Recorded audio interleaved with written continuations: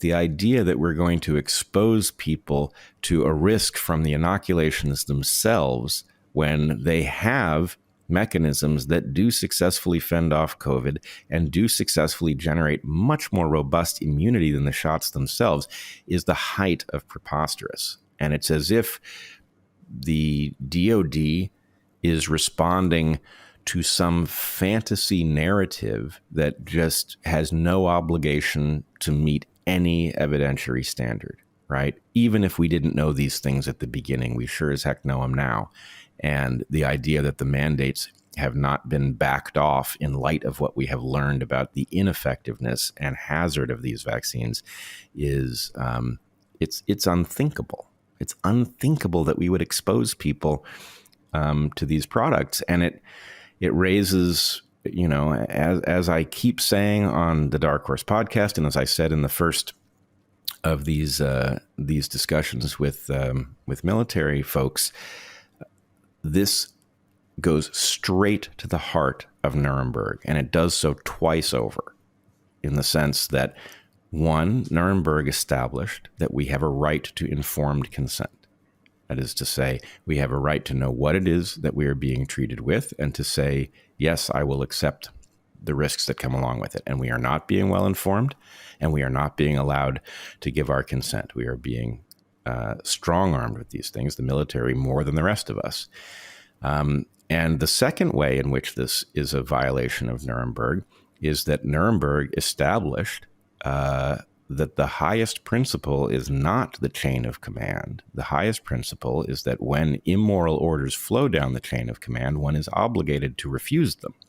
And the idea that we are going to punish people who have refused for very good reason is, let's just say, it is alarming, to say the least. If you understand why the world went through the exercise of the trials at Nuremberg and the writing of the code at Nuremberg, then you know when we start violating those principles, something terrible is afoot. Now, Jordan, I know you have a closer relationship to the questions of Nuremberg than really, I think, well, with one exception, maybe anybody I've met. So do you want to talk to us a little bit about your history? Yes, Brett. So first of all, I do want to point out that, the oath of office for officers is different than the oath of enlistment for enlisted members. And for officers, our oath, the Constitution is really what we base everything off of. Regardless of rank, regardless of person, regardless of chain of command, every single officer has an obligation to put the Constitution above all else. And so every single officer who has been complicit in passing down these unlawful orders, they're part of this. We have an obligation to not obey unlawful orders, immoral orders. And I have a family legacy of, my mother served in the United States military, but her mother was German. Her Opa was in the German military leading up to World War II. And he saw what was going on, kind of similar to what's occurring throughout the world today is, more and more we're giving up our freedoms. And people say, how could the Holocaust have happened? How could nobody have done anything about it?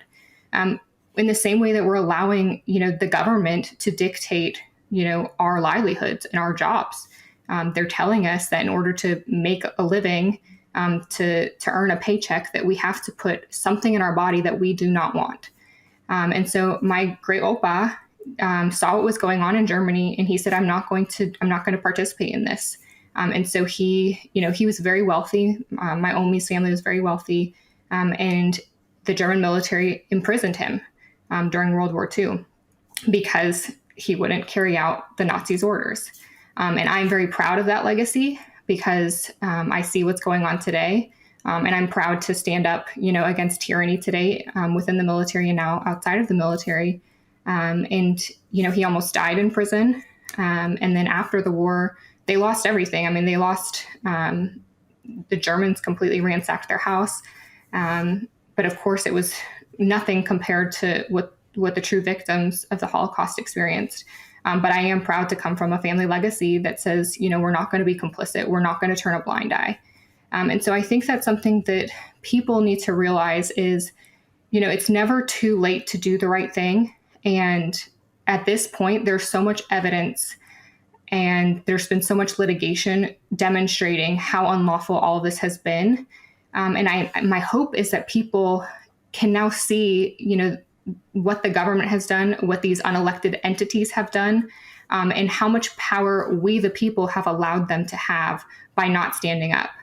And so, I do see parallels between this. And this message is really for all the military officers, all the commanders. It's not too late to stand up and to say this was wrong, and to make remedies for what's occurred. It is never too late. It is never too late. It is always, at whatever point you realize that immoral orders are being handed down, it is never too late to resist them. And I will say, I do not come from a military family, but I am Jewish, and I was raised by elders who made very certain that I and my brother understood what had taken place, and that in fact no one anywhere is safe from this kind of process, that something takes a hold of a population. And we knew it could happen here. I did not think that I would live to see it, but I don't think you are in any way exaggerating the relationship between these. We are looking at immoral orders. We are watching people accept them because not accepting them is very difficult. I have to say, hearing your description of your great-grandfather's resistance and the idea that he was imprisoned over it, the idea that your family lost what they had, which was apparently quite substantial, that does suggest a kind of integrity that was not commonly seen. The willingness to give up things because what you're being told to do is simply wrong, when it would obviously be easier just to go along with it and rationalize it. That is what we all must do, and very few find the courage to do. And I find something very hopeful in the fact that you are generations apart from your great-grandfather, continuing his legacy of resistance of that very pattern. So words are inadequate, but thank you and thank him for standing up. It is the morally right thing to do, and I don't think people appreciate how difficult it is. Right, and I think there are parallels to those standing up today. I've met and heard from so many people who have lost their jobs, they've lost their health care, for doing the morally right thing, for not obeying these unlawful orders. And so, there's been over 7,700 military members involuntarily discharged from service over this. And, they've stood up for the Constitution. They've stood up for really the right thing to do. And they've lost pretty much everything. I mean, some of these people can't find a job because they have a discharge characterization that is less than honorable. And so, I hope that those people know that there's hope. America has a way of righting wrongs, and we're not going to stop fighting. I resonate with that wholeheartedly. I would also say, one of the difficult things for me growing up in grappling, I thought as a child that I was, distant in history from the Holocaust and World War II. I realize now that was a child's error, right? I was born 25 years after its end. And so these things were very much alive and well in our minds, but still understanding how it could have happened was difficult, and in fact has remained difficult for me until COVID, until I saw these processes unfold in front of me, until I saw people say things that every reasonable human should know are false, but say them with apparently complete conviction.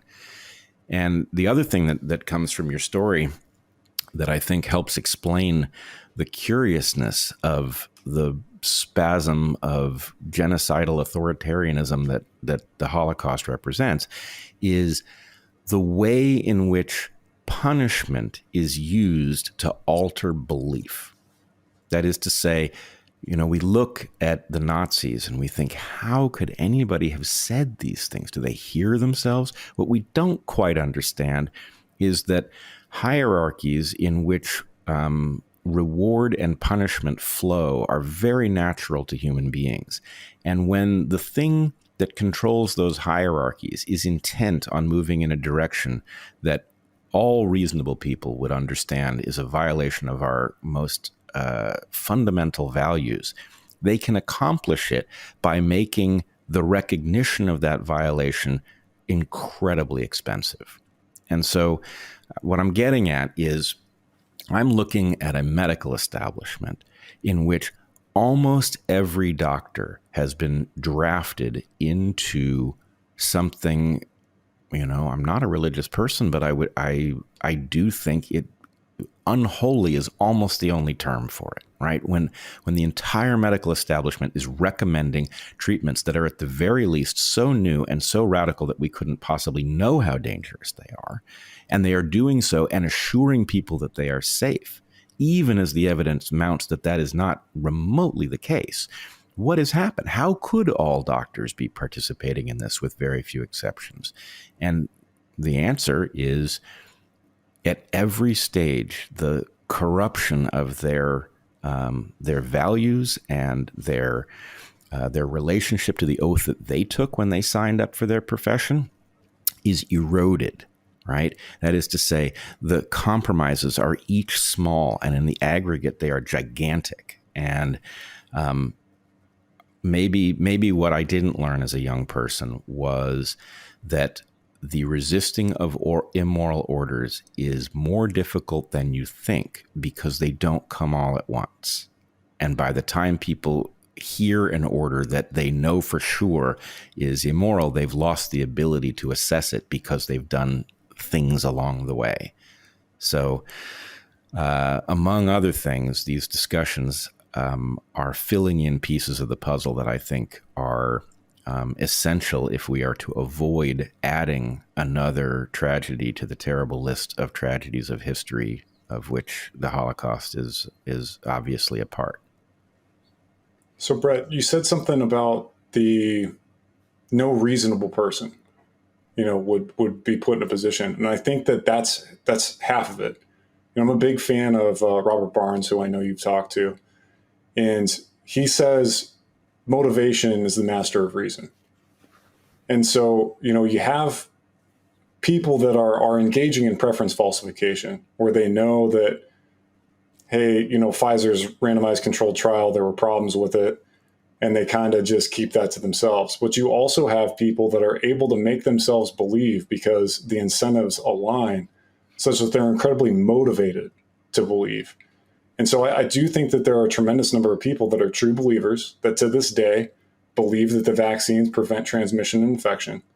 And I think that that's the underlying psychological mechanism is just confirmation bias and motivated reasoning.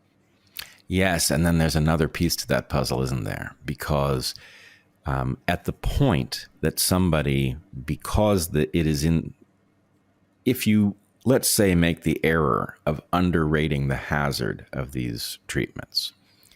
And so you think, okay, they're not as safe as I was told. They don't really do what I was told they did, but they're not that bad. I'm very likely to get away with it if I get one. If that's the mistake you make, and then somebody approaches you with evidence and says, actually, for every case of myocarditis that's bad enough for it to show up in a doctor's office and get written down in a chart, there are destined to be cases that are subclinical, and those cases may well shorten lives. We may never know which lives have been shortened, but actually getting away with it isn't it's not like if 2 weeks after your shot you haven't seen a symptom, you necessarily had no harm. We just don't know. If you say that, and the problem is having accepted these things creates an incentive to silence the person delivering the unwelcome message, especially if you've signed up for one of these shots. And so the sense is, oh, damn, I don't really want to walk around thinking I'm a ticking time bomb. So the easiest way not to have that thought is to imagine that there's something desperately wrong with the person trying to tell you, there may be no level of safety for anybody with these things. So I agree with you. Motivated reasoning is at the heart of this, but the shocking lesson is really that it plays out in things like personal attacks, right? Rather than process this piece of analysis, I might go after somebody who's trying to deliver it, right? I might try to do away with the messenger so that the analysis doesn't arrive. And I think that's been the experience for many of us who have tried to deliver that message, is that people don't want to hear it. They don't want the truth because they feel, I think they acutely feel the hazard that it puts them to psychologically. Comfortable lies preferred to a painful truth. Yeah, and I think also a lot of people don't want to believe that the government and these entities, could have done this to them. I'm vaccine injured as a child. And to this day, my mom, says, how could I have been so ignorant to allow you to get this when there was no reason for you to get it? And so, I think that people need to focus on the fact that we were lied to. The FDA, the CDC, our own government lied to us. And so I think some people, they don't want to believe this. Ignorance is bliss. And also it comes with self-reflection, right? Like, can you look yourself in the mirror and say, how did I give up my integrity in believing the government? And you don't have to be religious to understand that the government is trying to play God. And I think that a lot of people were fooled. And that's another aspect of this is that, we want to believe that we can trust our own government. We want to believe that our government, the United States of American government, has our best interest at heart. And so, it is very disconcerting when you wake up and understand, no, this is a money-making machine. Big pharma is very much getting profits from this. Our representatives are getting profits from this. And so I think when you really look into this and you see that we were all deceived, that's when people, I think, can start coming together and saying, look, like I really thought that I was doing the right thing. I thought that I was doing this to protect my family, to protect my neighbor, and we were lied to. I think this is a hugely important point, and I think there is a character difference that is at the heart of who ends up on which side of this issue. Those of us who, however it manages to be true, are comfortable recognizing when we've gotten something wrong. The evidence is incontrovertible. People who tend to rationalize having been wrong so that they don't have to face the mental consequences of it get stuck in this cycle. And I will say, I've been alarmed by, at first, the story of COVID itself, and then the story of the remedies and preventions that we were faced with for a long time. And I've watched how people behave, and many of the people who have shined in this moment, right? The whistleblowers, the doctors who have stood up. Robert Malone, who is a key inventor of core technology in the mRNA vaccines, who has stood up. Many of these people are themselves COVID vaccinated.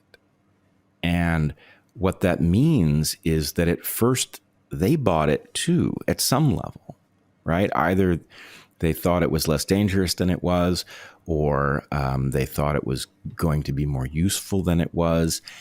But they had the kind of character that upon discovering that the evidence didn't meet what they had thought said, well, okay, that was an error. And what I would say to those listening to this podcast is, I promise you, if you find that feature of your character where you become, nobody likes having been wrong. It's a painful experience.